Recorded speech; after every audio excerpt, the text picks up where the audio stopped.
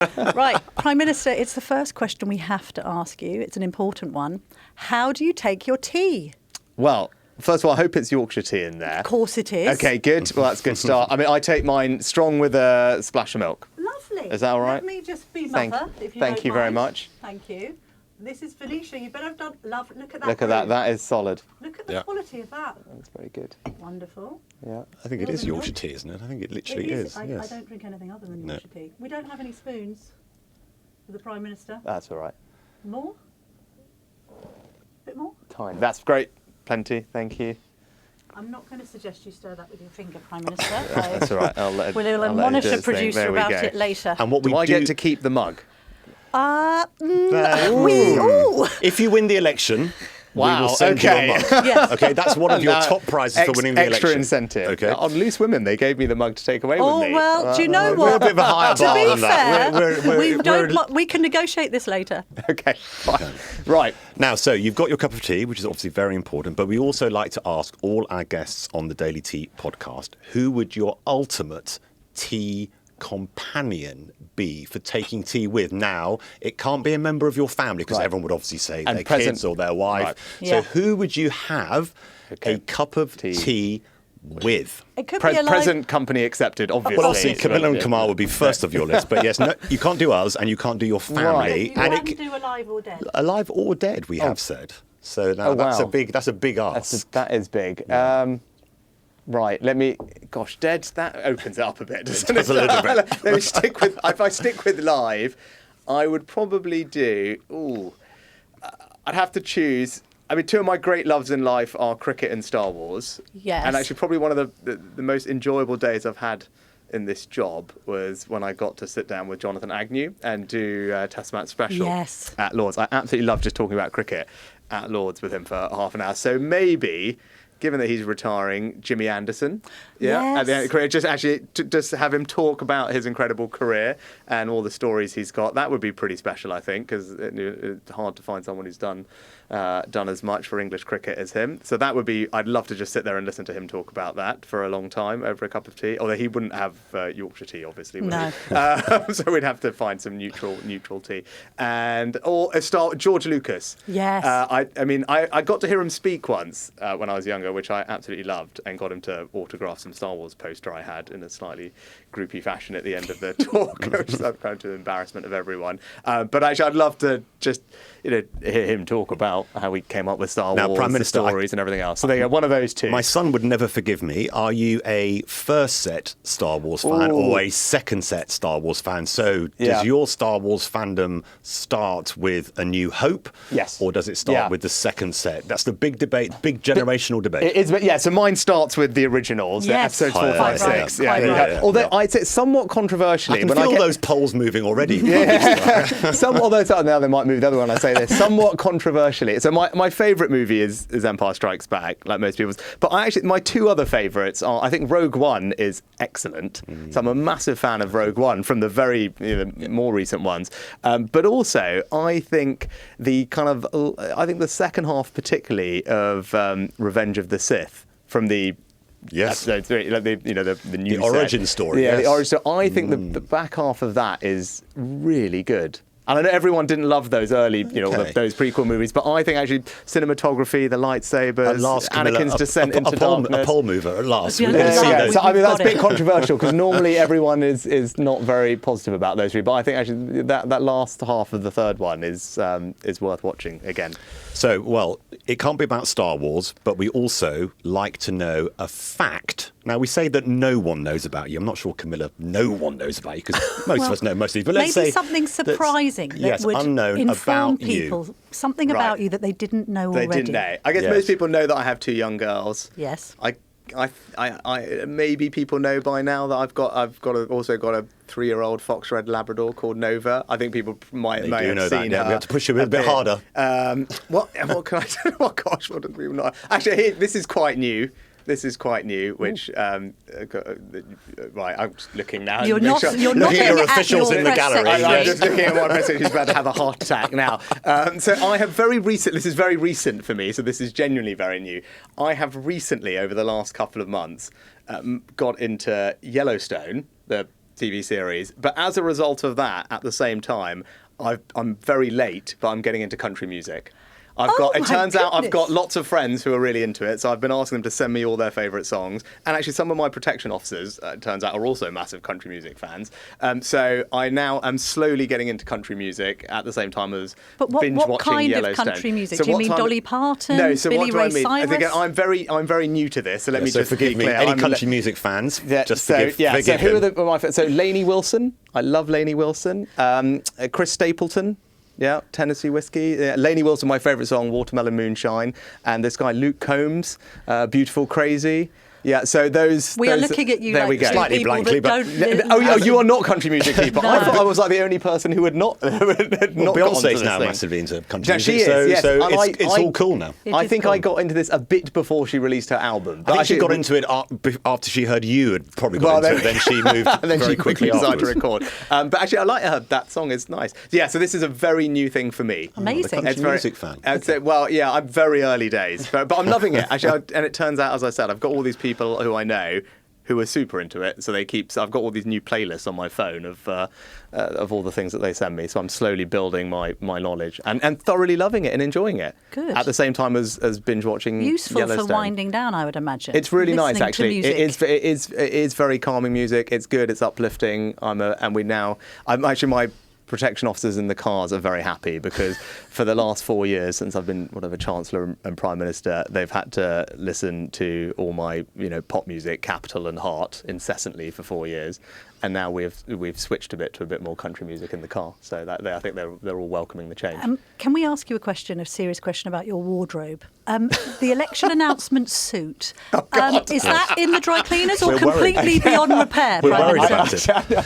Well, I haven't actually. I'm trying to think. I took it off that evening and I haven't seen it since. Now I think about it, hung it up. I think it's just about survived, but I'll be totally honest, I don't know.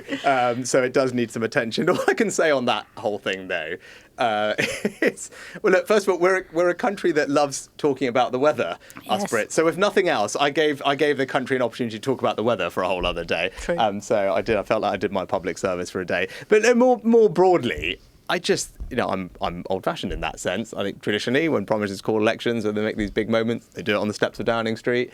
So that's what I wanted to do. Not a fair weather politician, come rain or shine. I wanted to make the announcement, and there we go. If you reran it, Prime Minister, should you have had an umbrella? Just rerun it in your mind. When you look back, writing your memoirs sometime in the far future, think, why didn't I just take an umbrella around? No, because maybe we can auction that suit for charity now. I think we should. There we go. That's a really good idea. And then that will hopefully do some good. No, it's fine. Yeah. It's fine. It's a bit of rain. I mean, it's a bit of rain. British. It's okay. Let's get on to the campaign. This is the first full week since you surprised a number of people in calling the campaign for July the 4th. The number of Conservative MPs who have said they are not going to stand on the Conservative ticket for this election, have you been surprised by how high that number is? No, look, everyone will have their individual reasons. And of course, I'm really sorry to see valued colleagues leave. Actually, Michael Gove being an obvious example, and both of you have probably known Michael for a long time. He's been in public service for 20 years, I think, give or take. Right, it's an extraordinary record of service. So it's understandable that after that period of time, people think it's right for them to make a change. And whether it's Michael or others, I think they'll look back on their time fondly, and particularly in Michael's case, really proud of everything he's achieved. And I'm particularly passionate about education, as you know. I know we've spoken about it in the past, Camilla. And thanks to the reforms that Michael and the team, the Conservative government put in place, our children here in England are the best readers in the Western world. And we've gone shooting up all the international tables. That's going to be fantastic for our children, and that's one of Michael's many legacies. And there'll be MPs that have stories like that in their communities, in their roles in government. And of course, I'm sorry to see them go, but it's a demanding job. It takes a toll on you, on your family, and it's totally understandable that people sometimes think, that I need to now make a change. Michael Portillo, as you know, suffered a what was known then as a Portillo moment in 1997, said at the weekend he felt that the tardiness with which Gove particularly had announced that he was standing down, it's too late in the day, was discourteous to his constituents. I mean, here you are grafting. It's not easy to be on the campaign. It's not easy to be wanting to be Prime Minister for another 4 or 5 years. In fact, some people listening to this and watching this on YouTube might think to themselves, why do it? And then you've got trusted colleagues and a lot of experience sort of jumping ship. I don't think of it like that, because I think these jobs are demanding, right? And I've actually been an MP since 2015, and these are demanding jobs, and they do take a toll on you and your family, and everyone's situation is different, and it will just be right for some people to make a change, and I'm completely understanding of that, and I'm grateful for the service that they've provided to their community, to the country, the support they've provided to me, particularly in Michael's case, and there are many others I could talk about. And I don't, that's not how I think about it at all. And look, there's always new people coming through, I'd say, and I was one of those. When I was someone who benefited in a sense from my predecessor William Hague standing down in Richmond in North Yorkshire, and that new people get to come along. And I think the other thing I'd say, Camilla, is just because people stop being an MP doesn't stop them contributing. And I think even if they say, look, being an MP is no longer the right role for them, there's so many different ways people can contribute to their community, to their country, continue to serve. And I'm sure many of the people who are stepping back from being MPs will continue to find ways to contribute and to serve, because that's who they are as people. What signal do you think it sends, Prime Minister? This is more Conservative MPs are going to be leaving as MPs this year compared with 1997, and obviously just before Tony Blair's huge landslide. What signal does it send the public that so many of your colleagues are not fighting for their seats? I think I really don't read that much into it. Well, I think the situation is such that obviously there are lots of people. These things are structural, right? So there were lots of people who were elected in 2010 who have now been here for 14 years, and the last couple of elections have also happened a little bit by surprise if you think about 2017 and 19, so people may have not had the time to think and plan. So whereas this time around people have known there's an election this year, so I think that probably has quite a bit to do with it. And you compared to 97 and other times, the job has probably changed. And if you talk to people who have been doing this for a lot longer than I have, because there are way different.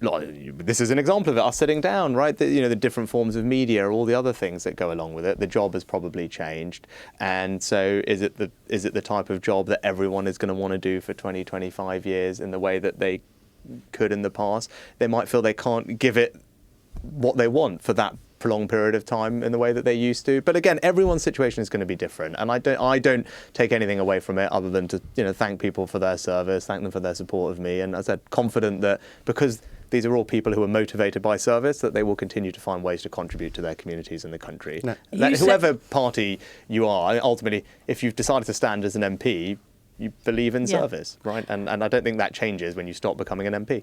You saying you were first elected in 2015 does focus the mind as to how much has happened in your life over the course of the last 8 to 9 years. The last time you and I had a cuppa, I'm just thinking, was at the Pret-a-Manger in Marsham Street. Somebody said to me, you should take that Rishi Sunak out for a cup of tea. He's a rising star. I thought, all right. And then I remember it quite vividly because you're one of the only MPs who's ever bought me the coffee. Normally the journalist buys the MP the coffee. I think you were running the consultation into disabled toilets. Changing places. Exactly. We had a chat about that. I was local government minister, that's my first job. And I was reflecting on it before thinking about what to ask you for this podcast. I mean, how do you reflect on how far you've come and what you've achieved? What have you learnt about yourself in this extraordinary trajectory from elected in 2015 to PM now? I remember that coffee very vividly. Yeah, it was at the back of the department. Yes. And so I do remember it, actually. What have I learnt about myself? Actually, the thing that you were just talking about there, one of the things I've learnt is you don't know what you don't know, in a sense, because I didn't know about that issue that I was doing the consultation on. And some constituents of mine came to see me at home in Yorkshire, and they said, we want to talk to you about disabled toilets. And I said, I thought we'd largely fixed that. And actually, it was William Hague, my predecessor, responsible for, I think, one of the disabilities bills that we'd passed that ensured there was more provision of toilets. And then they brought me this magazine and they said, no, because our children have complex disabilities and standard disabled toilet isn't big enough for us because they need a changing bench and a hoist. And they brought me a magazine of all of the summer activities that were happening around Yorkshire, and they'd kind of gone through and just crossed out all the ones that they couldn't do, and the vast majority of them were all crossed out. And obviously no one in my family has a complex disability, needs that type of facility. So it was not something, I learnt about it through talking to them and other families and said, well, let me see if I can do something about this. And we were able to make a change. And actually we managed to, I found some money from elsewhere. We're rolling out many more of these across the country, changing places, toilets, and we changed the building regulations. So big new buildings, when they're built, have to make a provision for these things, which is great. And it will mean that many more children and people will have the opportunities to go and travel and experience things that the rest of us take for granted. And that's kind of quite eye-opening. You get into these jobs. I didn't know that was something that would come across my desk. And then you also get the ability to do something about it. And that was my first job. I was a junior minister. No one knew who I was. I didn't have this job, or I wasn't chancellor. And you could still make a really meaningful difference. But you had no idea then. I mean, it would have been ludicrous for me to suggest to you when we had that cuppa, you're going to be PM in a few years' time. Yes. So do you ever look back? Do you ever look at it and go? Do you ever have moments where you go, "This is nuts"? Yeah. I mean, it obviously has happened. Things have happened relatively quickly for me over the course of my political career over the last few years, and I became Chancellor in quite, again, surprising circumstances, and then we had a pandemic to deal with, and then I popped up on everyone's TV screens talking about furlough, and everyone's like, oh, how do I pronounce that, and what does that mean? So yeah, things just happen. But I guess my reflection on it through that period and even now is the thing that has helped is having, or being anchored with a set of values and principles, because you don't know what's going to come at you right now, and you fundamentally just don't know all the things that you're going to have to deal with. And as we saw in the pandemic, I became Chancellor, had to do a budget in 3 weeks, and then pandemic hit pretty much at the same time. If you don't have a set of values and principles that anchor you, you just get buffeted around and you find it very hard to make decisions. And I've always found, because I know what I believe, for better or worse, I have a set of values that I believe in, and that makes life a bit easier, because as things just emerge that you didn't know about, you haven't thought about before, you just have a way of thinking about them and approaching them, which starts with your values and beliefs. And I think if you don't have a strong set of, I've always thought, if you don't have a strong set of values, beliefs, convictions, these jobs must be incredibly hard, because on any given day you have to make a million decisions that you never thought about, and that would be quite tricky. I mean, that's really interesting. Given you're asking the public to give you a mandate to be Prime Minister for another 5 years, just take us through those values and beliefs, because I think for some of the public they can be somewhat confusing. We've just heard this amazing explanation about why you became interested in disabled toilets and accessibility. Shows you to be a certain type of person, whereas other policies, some people might say, show you to be a different type of person. So let's just start off with those values and principles. Just tell us what precisely they are. Yeah. I mean, it starts with how I was raised. So I was born and brought up in Southampton. My family are Indian immigrants. Their story is not that dissimilar from the many other Indian immigrants who've come to our country. First and foremost, believe in strong families. Right, that's how I was raised. I wouldn't be sitting here chatting with you two if I wouldn't have had the love and support of my family. So I've been very blessed with that. I have a younger brother and sister, and my parents are wonderful, great role model to me. So that's where it starts, is just an inherent faith in family as being a wonderful thing. And then the next thing is probably hard work. And that's how I was raised, and for better or worse, what people criticise me for now to some extent. But that's what my parents raised us with. Right, you don't get anywhere in life without hard work, and they expected us to work really hard, because that's how you build a better life for yourselves. And so that's something that that's very important to me as a person, both in what I expect of myself and others, and service. My parents were GP and a pharmacist. I worked for my mum in the pharmacy for many, many years, and I saw the impact that they had on our community around, and I heard firsthand from all of their patients about the difference that they had made to their lives. And that was my inspiration for becoming a Member of Parliament, was being able to have that same impact on community around us. And those are the values that guide me today. right? And I think the other thing is not so much a value, but it's a belief and a conviction. It's about education. And that is, again, my parents sacrificed a lot, worked incredibly hard so that they could provide a great education for me and my brother and sister, because they believed that was the best way to ensure that we had better lives was through education, and that is something that I believe to my core, that the best way you can transform people's lives, spread opportunity, is to give them a brilliant education.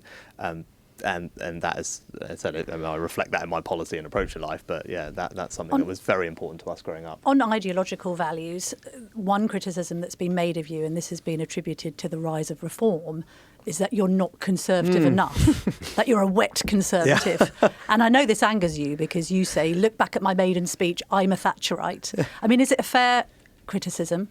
No, I don't think it doesn't anger me. I mean, it puzzles me. I think actually it puzzles most of my closest friends in politics, funnily enough. So if you ask most of my closest friends in Parliament and the people who know me, they find it, hugely puzzles them.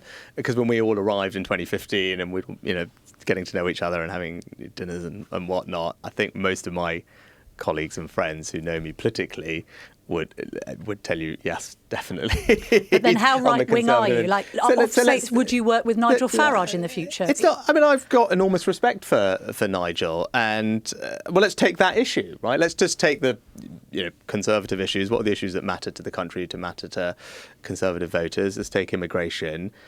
The levels of immigration are too high.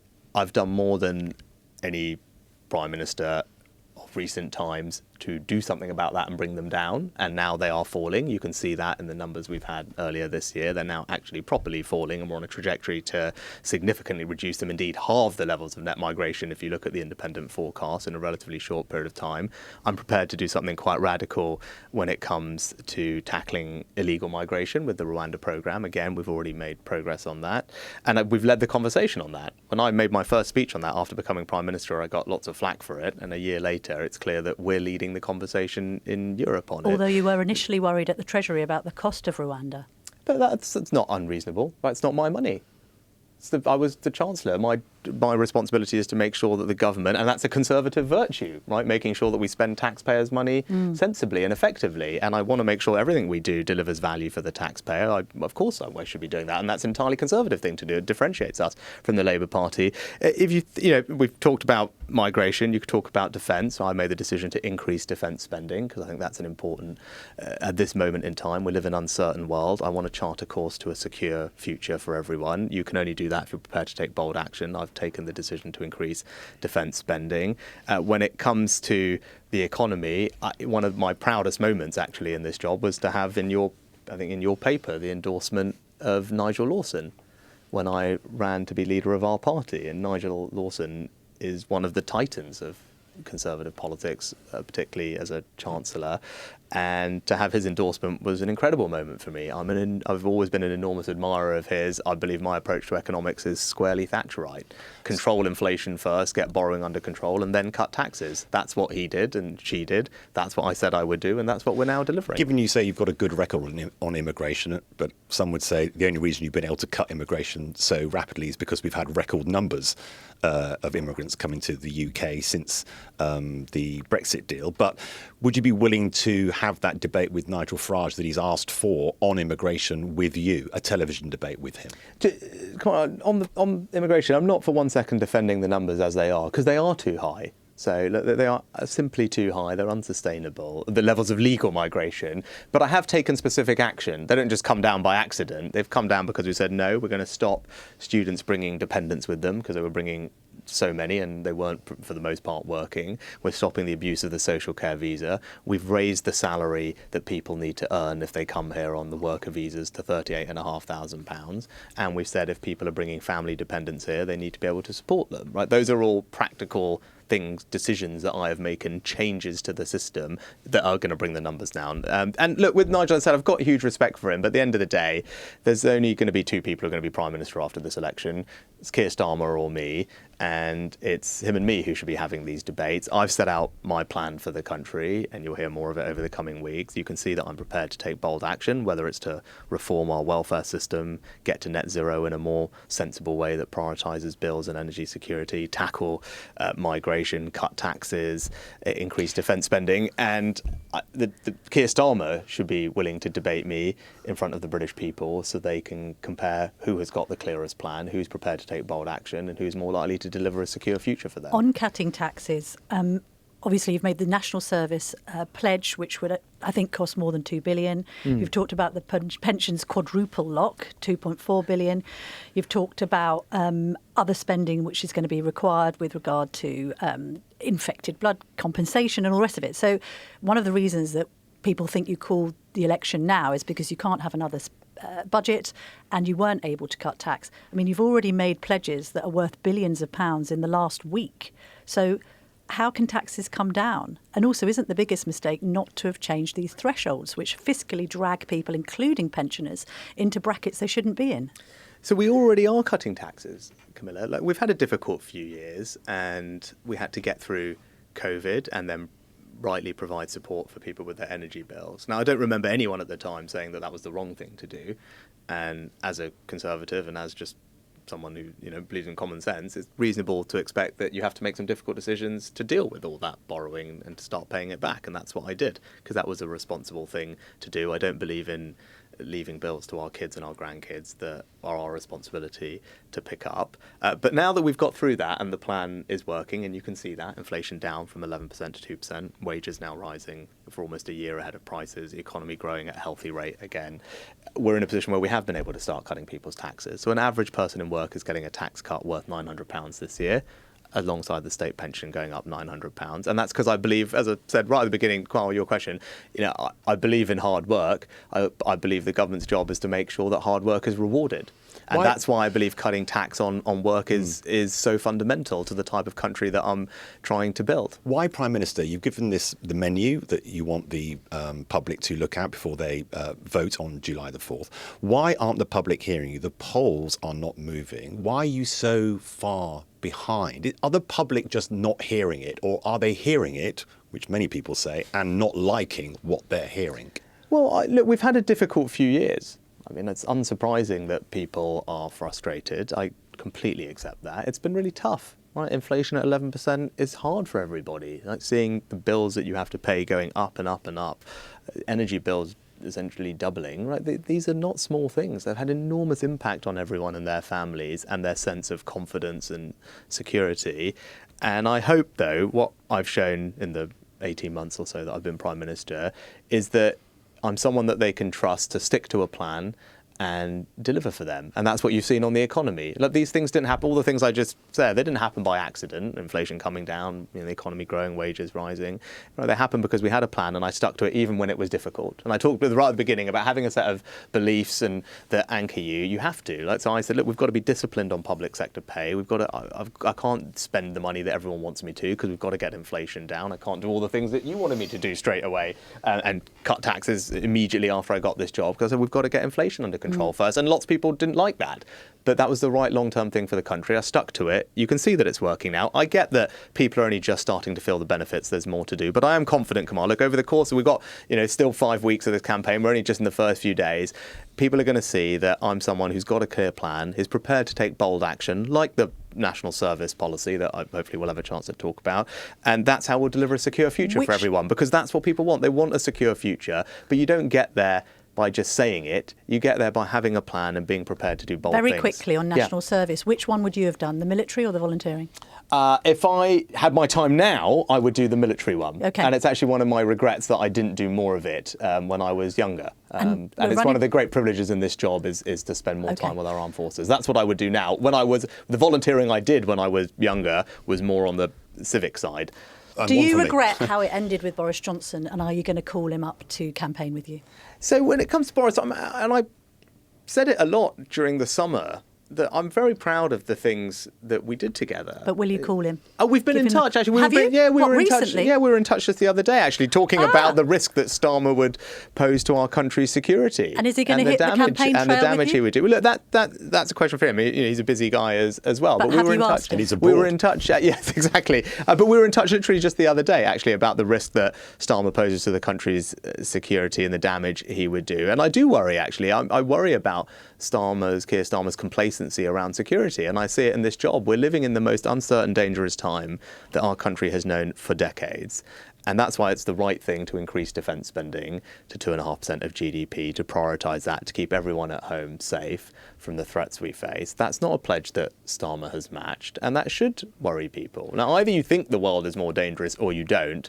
I'm confident that it is, whether we like it or not. And so the question is, what are you going to do about it? And what's his answer? Well, I'll do a review. I mean, that's not leadership. That's not taking bold action, and that's not going to deliver a secure future for anyone. Just one final thing on your principles and values. How much does faith play a role in the way you judge politics? I don't know how much of a role it plays in how I judge politics. It has a role in who I am as a person and how I conduct myself. It gives me courage, it gives me strength, it gives me resilience, and in that sense it's very helpful. The job has not been easy, obviously, over the last 18 months, and actually, family and faith are things that, and exercise are the kind of the areas that help you get through tough times. And I've talked about it a little bit in the past, but there is a concept in Hinduism called dharma, which roughly translated means duty. And it is, again, it's kind of how we were raised. And it's about, doing your duty in life.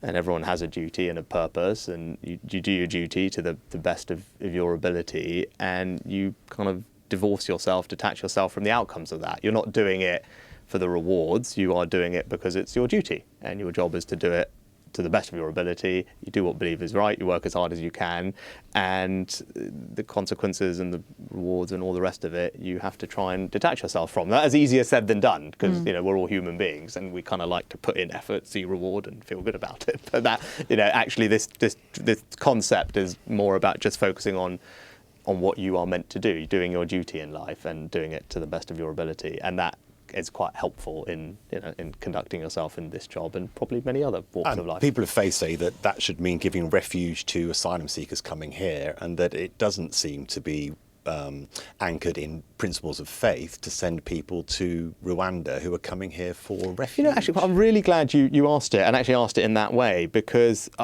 I'm really proud that this has been always a very compassionate and tolerant country, both for legal migrants like my generation or my family's generation, yours as well, and we're a very welcoming place where people are prepared to come here and work hard and integrate. Then this is a place where, look, you can be sitting here as Prime Minister, right? And similarly, when it comes to asylum, like over the last few years, we've granted humanitarian asylum to around 500,000 people from Ukraine, Afghanistan, Syria, Hong Kong. But the key point is we should focus our compassion on those who most need it, and it should be the British people who make those decisions. So when people pay criminal gangs or are exploited by them and are jumping the queue and coming here illegally, they actually undermine trust in that system and mean that we can't target our compassion on exactly the people that you, all of us listening, would want to. Of course we're always going to welcome people from around the world who need refuge here. That's part of what it means to be British. It's what we've always done. But that's not what's happening across the Channel. Right? This is economic migration for the most part, where people are paying. They're largely, overwhelmingly young men who are paying to come here illegally, jump the queue, and then the pressure that puts on our system means that we can't actually offer safe and legal routes in the number that we would want to those who really need it. So actually tackling illegal migration matters for so many reasons. It undermines our notion of fairness, which is fundamental to who we are as Brits. It puts enormous pressure on public services. Go to any community whose hotel has been taken over to house illegal migrants as evidence of that. It's obviously a security issue because it threatens the integrity of our borders, but it also means we can't compassionately help those who we really want to. And so actually, if that's what you care about, you should be absolutely on my side in saying, look, we've got to stop this from happening, not least because people are, by the way, dying when they make these crossings. And as I've said when I made my first speech, when we've properly gripped this issue and we have stopped the boats, we will then every year in Parliament be able to decide how many people we can welcome here through safe and legal routes. And actually that is the conversation we should be having. We get to decide that as a country. How many people every year should we be giving refuge to on our terms in a way that we can do? Prime Minister, you've got a train to catch. Have you enjoyed your cuppa? I've only had about half of it. Well, we've you been can talking. gulp that down. Okay, thank you very, very much Thank indeed you so for much, joining us on the It's a Daily very Tea. good brew. So whoever did this, thank you very much. Well, you see, Fantastic. it's the Claps Daily in the Tea. back. It has to Excellent. be a good brew. Thank you, Prime Minister. Thank you. Thanks for having me.